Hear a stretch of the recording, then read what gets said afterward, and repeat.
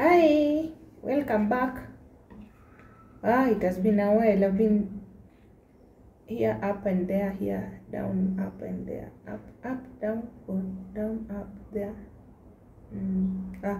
I've been busy lately. Yeah, sometimes you are caught up. You want to record, and you're caught up with so many things, so you forget about this, or the time goes by before doing the recording. And but anytime I usually get time, I usually do the recording. Like today, at least I was able to leave early, and I thought of doing one. Also consistency helps in growth. I've been taking this medicine lately. Yeah, this one. Near gas. Nimekuwa na shida ya gas lately. I thought that I'm not stressed, but I think I'm just having some digestion problem with my stomach. So I was prescribed to take this medicine. So at least imenisaidia tumbo yangu sisikii, cause nilikuwa nakula chakula nasikia uchungu. And also when digestion takes place na feel pain. So waliniambia mostly inaweza kuwa ni gas iko kwa tumbo mingi. So they prescribed me this medicine, and it's really helping me so much, by the way. At least nimeanza kufeel poa. But I'm well in the Lord. I'm well in the Lord. I thank God. So we are continuing with my life story. So let's continue. Tulikuwa okay, when now nilipata kazi kwa Madana, now at least I was able to settle my mind after so many series of things that I had gone through. At least I was now able to settle my mind. I thank God for Madana, although she passed on, may her soul rest in peace. But she took me in as her own. And really, actually, I just needed a place to sit, at least to cool my head, because I had gone through a lot in my head. There are so many things that were in my head at that age. So at 19, yeah, by then now I was 19. We met with Dana 2006. Was it 2006? 2006 hapo mid hapo ikielekea December hapo. I think it was just almost because sikukaa naye sana, tukaenda Christmas, and then we came back. I can't recall exactly what month, but kwa tumekaa naye for some time. Then home 2007 also I went home. That was 2007. That was my first time to do voting. That is the first time I did my voting, and I had taken my vote home, Ushago, because I took my vote when I went the other December. So I had taken my vote home. So that was my first time to vote, the post-election violence. So when we were coming back on the way, tulifika Kisumu, tukapita vizuri, ulikuwa unaonyesha ID kwa gari. Kafika Nakuru, tulibidi turudi home until vitu zili cool down, ndio tukarudi. That was again the saddest year. Mungu tu anajua. So nilikaa kwa Mama Diana. Mama Diana, I think she took me in like her own. She had 3 children. Alikuwa na watoto watatu, alafu niece moja. So in total walikuwa watoto 4. So asubuhi nilikuwa naamka natayarisha watoto. First born alikuwa mkubwa, alafu alikuwa anasoma, yeye alikuwa anachukuliwa na basi, alikuwa anasoma mbali kidogo. So hao wengine wadogo watatu ndio nilikuwa na niece moja na watoto wake 2 wadogo, ndio nilikuwa napeleka shule every morning, alafu nawachukua pia jioni. The school haikuwa mbali, ilikuwa tu within just like 10 minutes walk, but because ya kucross barabara nilikuwa nawapeleka then nawarudisha. So nilikuwa nawaamsha 6, wanaoga, na kuna kaboy kalikuwa kadogo kidogo, so wako nilikuwa nakaosha. Then wengine the 2 girls walikuwa najiosha wenyewe, then nawapeleka asubuhi, and then jioni pia at 4 naenda kuchukua kwa shule.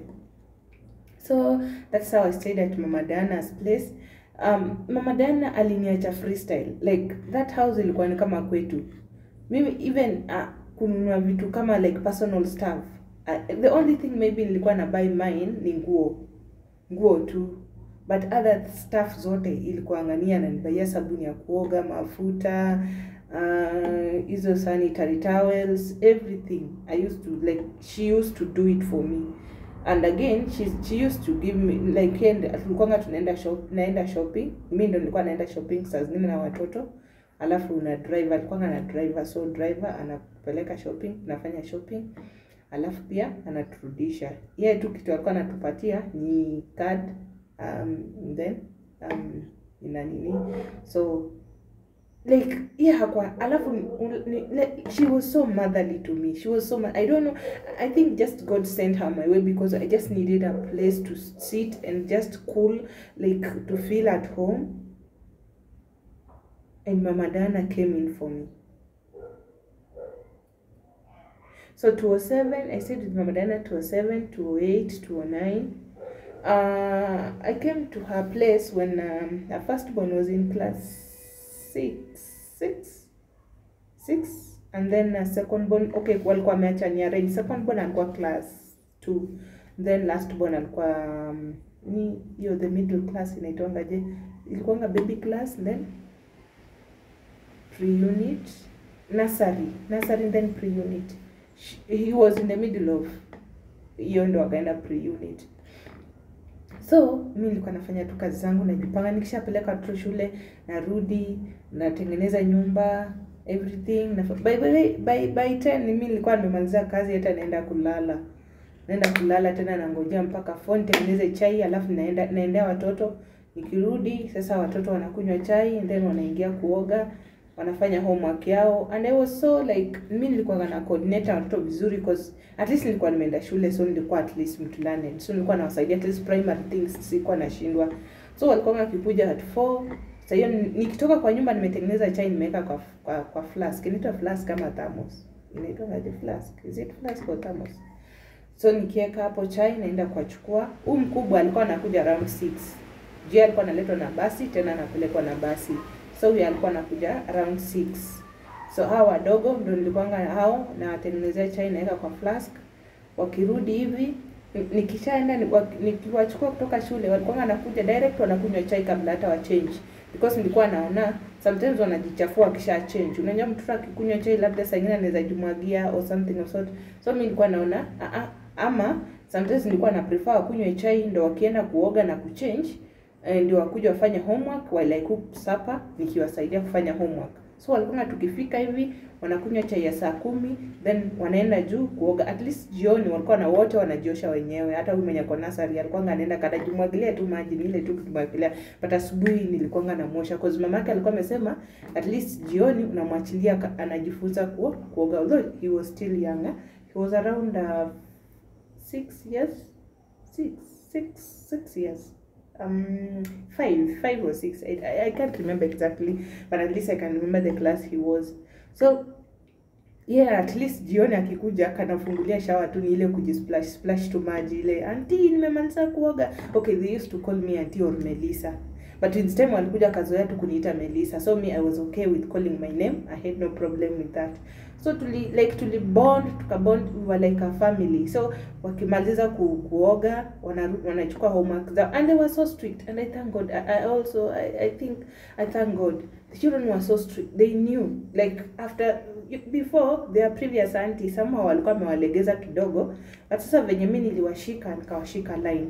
So when you washika line, I used to take nikaanza tu pole tu. You know, when you go somewhere and you find, like my fellow house girls, when you go somewhere and you find the children, maybe the previous house help or the previous nini yenye walilelewa nayo might be different from yours. So like, don't force the things to happen immediately. Just take a process one step by a step, and then they'll get into line, and now they'll again adapt to a way of handling things in that house, because watoto wao inakuwa hiyo ndio stage yao ya kulearn. So for me pia mimi nilitake 2 time, niliwaelewa because walikuwa na previous house help.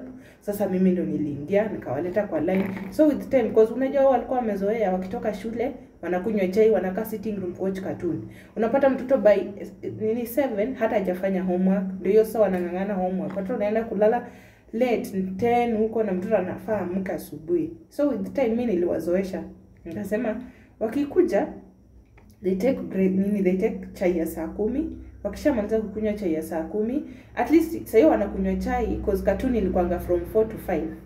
So at least wakikunywa hiyo chai wanaweza watch cartoon wakimaliza. Immediately cartoon ilikuanga tu ikiisha hivi wanapanda upstairs kwenda kuoga.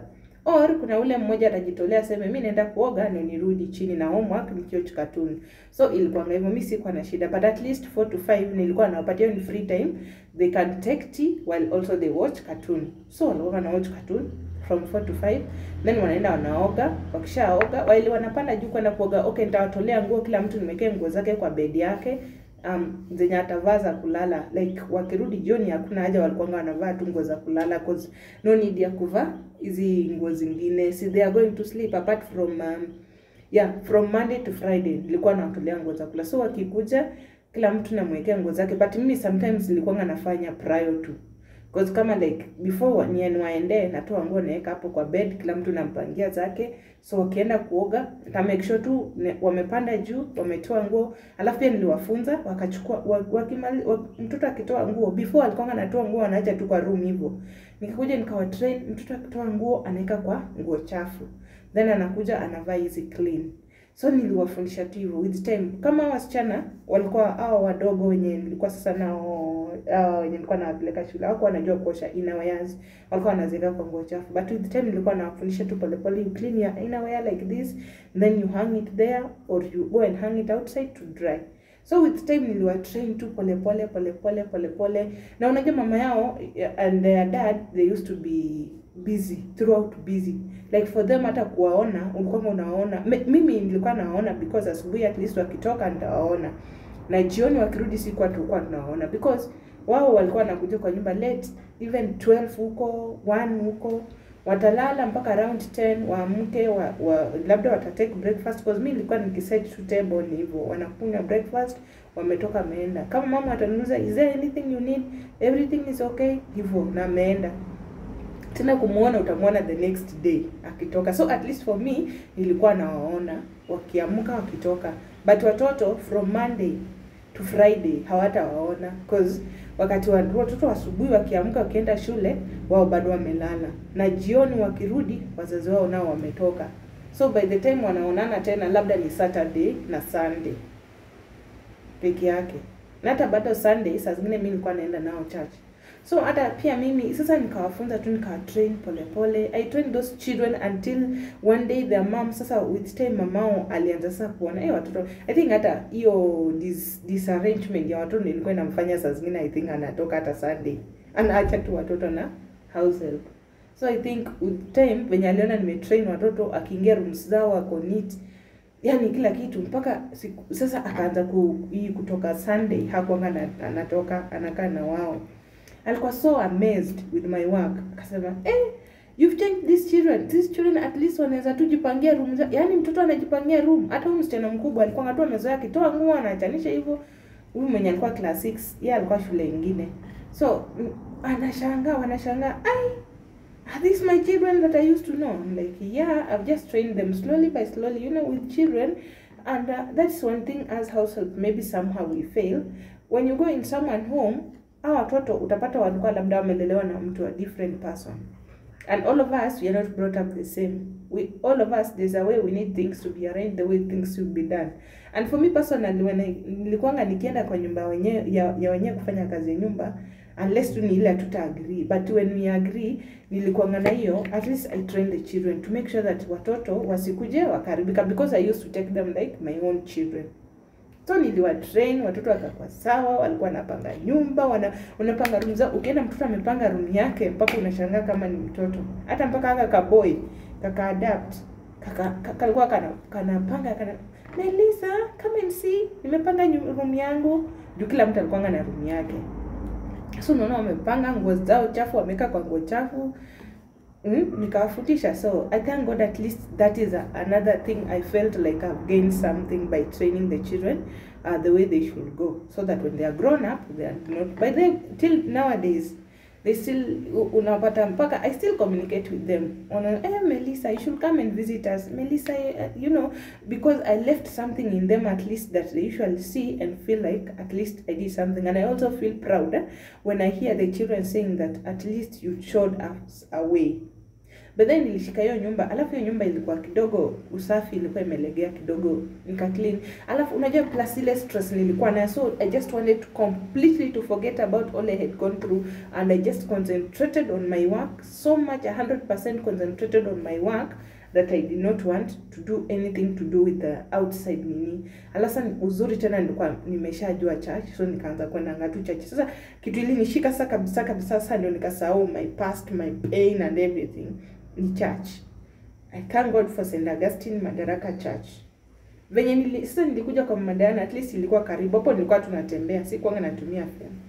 So nilikuwa natembea tu, natoka kwa Madana every Sunday morning naenda church, because at least Sunday ilikuwa my off. So nikiamka tu asubuhi, because of the children, although nilikuwa nimepewa permission Sunday naweza toka tu mapema as I wish, but because mimi I'm a mother also, I used to feel like hapana, sitaki ya watoto washinde njaa, because by the time alafu wao walikuwa early risers wanakuja kuona cartoon.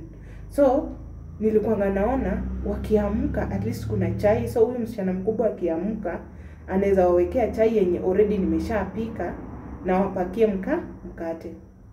Kulikuwa watoto wangoje mama waamka, na mama alikuwa anakuja late, na kwa mka yake ilikuwa maybe 10 huko 11 huko, so unaona watoto watakaa tu hivyo mpaka 11 huko. So mimi nilikuwa naamka asubuhi na watengenezea chai na waekea kwa flask, naeka kwa dining table, naeka plus bread huko, blue band spread, sisi spread zote nimeweka huko.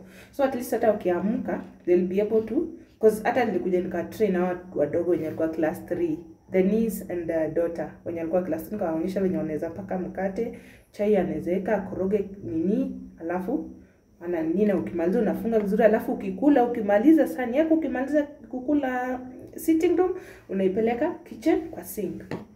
And watoto walishika line, wakanyoroka, yani mpaka mamao alikuwa so much impressed first time when alibaki nao. Ati mtoto anamaliza kula, anachukua plate anapeleka kitchen.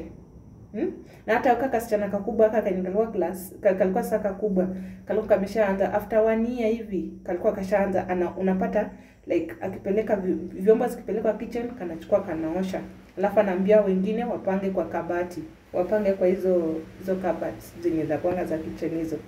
Unapata ukirudi kitchen iko safi, although ile tu chini utapata iko chafu, but at least sink wameosha, wameclean kila kitu. You're like, hey, this is so amazing. I felt like at least I've attained something. So in the morning I used to wake up, na watengenezea chai, na set the table, and then naenda church. Now nikashika church. So I used to go church, nikaingia youth, nikakuwa fully immersed in youth. By then, okay, 2007, 2008, I was so much fully immersed in church. Yani ile mpaka nika join praise. That is where now I discovered my gift of singing. I realized that I love singing so much, and also I can encourage people. Like anytime I could speak something, unapata kuna wakamwambia that was wonderful, that was amazing. I'm like, hey, unje saa zingine unaambiwa praise and worship maybe to lead, and then nilikuwa mwoga saa zingine kusema mbele ya watu. So the first time nili praise and worship was main service, and the people were like, wow, that was wonderful. You know, people are telling you, and by then wewe umesikia dance, but unashanga, how come? That is where now I discovered that at least I have this gift of singing. And also my mom at home used to sing in choir, so it's like I took the gift from him. You know, gifts zinakujanga from parents, because my mom alikuwa anaimba kwa choir home, so that's how I got also my gift. So I got fully immersed in the church kabisa. Sunday nilikuwa naenda church, Saturday naenda practice, jioni naenda practice. After practice it used to be from 3 to around 4 or 5. So mimi nilikuwa tunaenda 3, ikifika 4:30 hivi natoka narudi home nitengeneze supper. Because you know mama Dana alikuwa ameniachia tu nyumba, like alikuwa amenichukua kama mtoto wake. So hata nikitoka sikuwa na wasiwasi. Like unaona, alafu naambia akina Diana, kaya hapa nimeenda church kidogo, narudi ndio tupike supper tukule. Unapata kwa kitchen unapika, mko na watoto, they're just there, wanakupigia story nini. Naambia go and watch TV, they're like no Melissa, we just want to sit with you here, talk with you. But even today I was going through the messages we used to send, tulikuwa tunatumiana kwa Yahoo, was it Yahoo? By then nilikuwa nimefungua account ya Yahoo 207, so I was just looking at the messages and like, oh my, this was the wonderful family I've ever had. a family that came in for me when I was in need. And these are people who come from Central, and I'm from Western. You know that we are related in, like, we come from the same region. So that is how we loved each other, and we just bonded and became one family. And also now I concentrated so much in church. I really loved church. 2008, 2009, I stayed in church. Then akamaliza class 8, akaenda form 1. But then she really performed exemplary. Na nilikuwa namfundisha. Mtoto nikikuja, when she was in class 6, hakuanga na perform vizuri. Mtoto alikuwa anapata chini. She used to be a poor performer. But I took in that initiative of teaching her. Because alikuwa ni mtoto wa watch TV. Alafu tena unaona nile, unajua that stage, nile alinimpata stage ya teenagehood.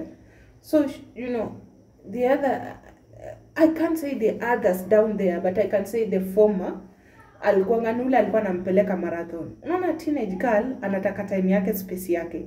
But now this girl, I think she never used to understand that one. But I think also, Mimi, I think I have that gift. I believe I have that gift of just understanding someone the way they are, and take them according to the way they are. I think I just have that gift. Neza tu kusaidia according to the way you are, and I won't discriminate you, or I won't look down on you, or I won't take you too fast. Like for a teenage girl, anataka hata time yake, her space. So unaona ukianza kuingilia space yake, kana get irritated so fast. Na anafanya vitu fast. Unaona ile kama amekasirika. Unaona kama like unamwambia D, don't do this, please don't repeat. Ukimwambia in a friendly way, she will take it in. But if you tell her with ile kukasirika na kufrown, she will also reject it and repel. And when she repels so bad. No. So I started nurturing her. And also nilikuwa na revise na yeye. Sometimes nakaa na yeye kwa room, tuna revise, na muuliza maswali, tuna revise, kaka pick up. Class 7, she started picking up. Kaza tu kuperform, kusonga mbele.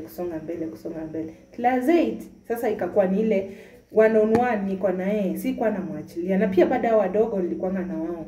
Because wakati hao wadogo wakikuja, wao nimekwambia wakikuja, hao wakikuja walikuwa wanakuja, si tukitoka nao shule 4 wanakuja. So wakikuja wanakunywa chai, tumaliza kunywa chai 4 to 5, it was allowed for them to sit in the sitting room and watch cartoon 4 to 5. Because kwa tunafika home around 4:15, juu walikuwa wanaachiliwa 4. So around 4:15 tumeshafika kwa nyumba. The reason nilikuwa nawachukua venye nimwambia ni ile kucross barabara juu ya magari, so ni lazima ningawachukua. Alafu ilikuwa karibu, so there was no need of kulipia gari, ilikuwa tu hapa karibu. So nilikuwa 4 to 5 waka allowed, watawatch cartoon hapo hivyo. Immediately cartoon ikisha hivi 5, wanaenda, wanachange, wanaoga, wanavaa nguo zao, wanaweka hizi zingine kwa basket ya nguo chafu, kila mtu anateremka chini. So wanakuja chini, wakiteremka chini. Okay, walikuwa wanaacha bag zao chini because they are coming to do homework. Okay, walikuwa wakifika, juu nilikuwa nawapakia sometimes snacks. So wakifika, mtu akifika hivi akiingia, the first thing ni kufungua bag yake, kuweka nini kwa nini, wali mimi nawapakia mkate. Wanaweka hizo zinaitwaje, containers, inaitwa box. Hizo box za kuweka snacks wanaziweka kwa sink, wakati nikawapakia mkate na wekea dining, wanakulia dining. Hakuna mtoto alikuwa anakulia sitting room chakula. It was a rule, chakula ni kukulia wapi? Dining. And also like their mother used to support me in helping straighten these children, because ulikuwa unaambia tu mtoto, nitaambia mom umefanya hivi, mtoto hata kupigia makota aseme usiniseme, sitarudia. And also the mom used to understand. So I used to tell her, in case mtoto akifanya makosa nilikuwa namwambia, but si rahisi, because I also am a mother, I know how to handle children. So nilikuwa at least naweza kuwa handle. So I rarely used to tell their mom. Apart from tu siku moja tu ndo Dana kalikuwa kidogo kameanza kumeamea pembe kidogo, nikamwambia mamake, na mamake alimchapa vibaya, but siku feel tena poa. Nikamwambia tumwachilie, I'll just talk to her. But again she took it positively, because at least alielewa alikuwa amefanya makosa. So tulika class 8, mtoto alipick up so fast Sasa nikaona mtoto ameanza kuwa top performer. Sasa alikuwa anaanza kucompete na ni position 1. Alikuwa either position 1 or 2. I remember even her KCP index was index 2. Yeah, it was index 2. Mtoto alianza kupick. Sasa ikakuwa competition, ikakuwa mtoto mwenye nilipata alikuwa among the last students, the last pupils huko nyuma. Alikuwa among the last student huko nyuma. Nilimpick, nikaanza kumtrain pole pole tu. Tulikuwa tuna revise na yeye. So hao wakimaliza homework yao wanaweza kaa sitting room, mimi natengeneza supper. Dana akifika 6 atakunywa chai. Saa zingine alikuwa yeye ana snack, yeye hakuwa anapenda chai sana. So yeye ata snack tu, aende aoge. Akimaliza kuoga, sasa mimi nikianza kupika from 5. Tulikuwa tunafanya homework na watoto na bado napika. Nafanya homework na watoto wanakula. Wakisema kuna kitu wanashindwa wanakuja, Melissa hii unajibu aje? Wanakuja wananiuliza nikiwa kitchen, na saa zingine nakuja sitting room kuangalia venye wanafanya na bado napika. By 7 sharp food iko ready. So wakati nawekea dining chakula wanakula, naenda juu kuangalia Diana, because unajua once Diana akishakuja yeye alikuwa anakula snack alafu anaenda. Ama saa zingine atakose kukula. So yeye akishaoga ataingia kwa vitabu. Nilikuwa naenda huko juu na make sure ako kwa vitabu anasoma. Hawa anawaacha wakimaliza kukula supper, watapeleka vyombo kitchen because already nilishawalainisha. So wanapeleka vyombo kitchen, mimi niko na Diana huko juu na make sure anasoma. Kama ako na homework anamaliza, namuuliza kama uko na homework na unaona kuna kitu kitakushinda kuja uniulize, niko kitchen. Kama kuna kitu naona utaweza fanya. So alafu tukimaliza ananiambia, alafu alikuwa anani request kama tutarevise pamoja because niliona pia kwa hiyo bidii. Alafu niliona mtoto anaweza perform, but ni vile alikuwa ameachiliwa, hakuwa amepata mtu wa kumsaidia kuperform vizuri. And she was in a good school which I won't mention here. She was in a good school either way. So sasa nikaanza kupick up. So 7 sharp food iko ready. Nimeshawekea wakikula, naenda kuangalia ule uko room kama anasoma. Because nilikuwa pia na monitor na make sure anasoma. So nilikuwa naenda naangalia kama anasoma, kama kuna kitu namsaidia because mimi nilikuwa nimaliza class 8, so nilikuwa naelewa hizi stuff. So namsaidia, tuna revise pamoja inshares. Alafu pia mimi nikaanza kuwa creative. Unajua sasa at least I've grown now, at least I can be creative. So nikaanza kuwa pia creative. My girl picked up. And I can tell you, she did her exam. Which year was that? Do I remember the year? Was it 2009? Was it 2009? I think 2009, no, 2009, eh? 2009, no, it was 2008. Okay, I'm not sure. I came 2007, she was in class 6. Yes, 2007 he was in class 6, 2008 class 7. So 2009 ndio alifanya KCP. And December nilikuwa nyumbani. Nimekaa tu hivi nasikiza results. Hata nilikuwa tu ndio kama nipigia simu because venye nilienda hapo mama Dana alinipatia simu yake. Ingine yenye alikuwa amenunua ingine, so akanipea ile ya kitambo. So aliniambia alinipatia hiyo juu because sikuwa na simu. So nilikuwa tu nyumbani 2009 napigiwa simu. Alinipigia simu ananiambia unafikiria naweza kuwa nimepita? Niambia mimi sijui, acha tungoje results. Mimi niko tu kwa radio nasikiza tu. Diana number 2 in Kenya. I was like, hi. But if you Google, she's there.